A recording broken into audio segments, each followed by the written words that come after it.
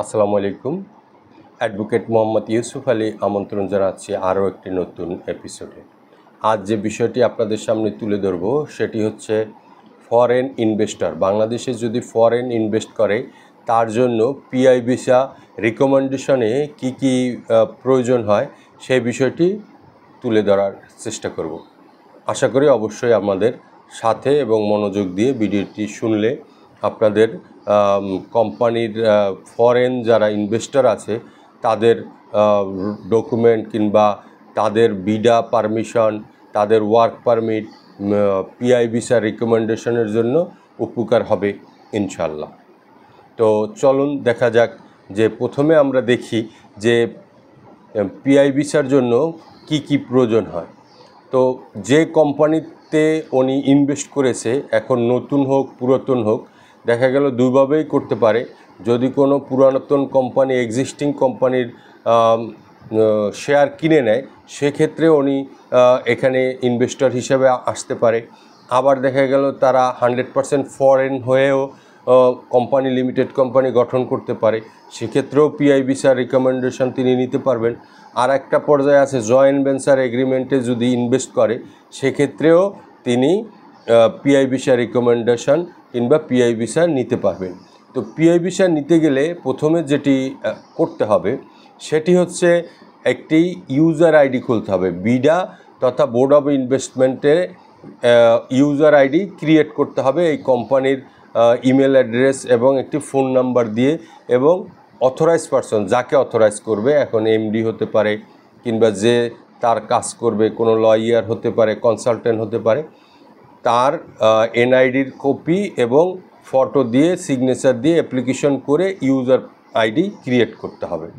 User ID create হয়ে গেলে এরপরে পিআই ভিসার জন্য অ্যাপ্লাই করতে হবে, যেমন কোম্পানির মেমোরেন্ডাম, ইনকর্পোরেশন, এরপরে 12 ফর্ম, এগুলো দিয়ে এরপরে যিনি বাংলাদেশে আসবেন পিআই ভিসা ইনভেস্টর হিসেবে তার পাসপোর্টের কপি, শিক্ষাগত যোগ্যতার কপি, এগুলো দিতে হবে।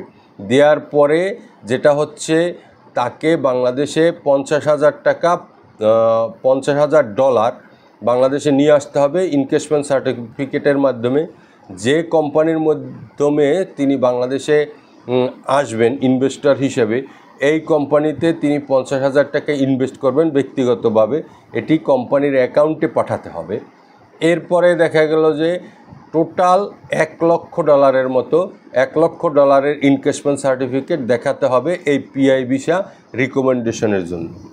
এরপরে যেটা প্রয়োজন হবে সেটা হচ্ছে বোর্ড রেজুলেশন।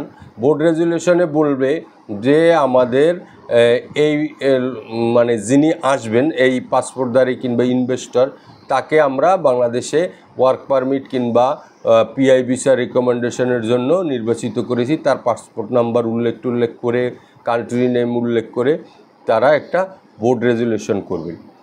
এরপরে তাকে একটা অ্যাপয়েন্টমেন্ট লেটার দিবে এই বোর্ড অফ ডাইরেক্টররা মিলে। এরপরে যেটা হচ্ছে এই ইনকেশমেন্ট সার্টিফিকেটের কথা তো আগেই বললাম, যে এরপরে কোম্পানির up to date tax certificate, যেটা হচ্ছে আপনার কোম্পানির up to date tax certificate. এখন যদি নতুন কোম্পানি হয়ে থাকে শুধু ইটিআইএন দিলেই হবে। এরপরে যে নিয়ে এটার কাজ করবে তাকে অথরাইজেশন লেটার দিতে হবে। এখন ম্যানেজিং ডাইরেক্টর করতে পারে, এরপরে দেখা গেল যে কোনো ডিরেক্টর করতে পারে, অথরাইজেশন পারসন করতে পারে, তার সেক্ষেত্রে অথরাইজ লেটার দিলে এরপরে নির্ধারিত ফি আছে, এই ফি প্রদান করলে, যেমন রিকমেন্ডেশনের জন্য $255 মতো গভর্নমেন্ট ফি আছে, এটা জমা প্রদান করলে আশা করি আপনারা বিডার পিআই ভিসা রিকমেন্ডেশন কমপ্লিট করতে পারবেন ইনশাআল্লাহ।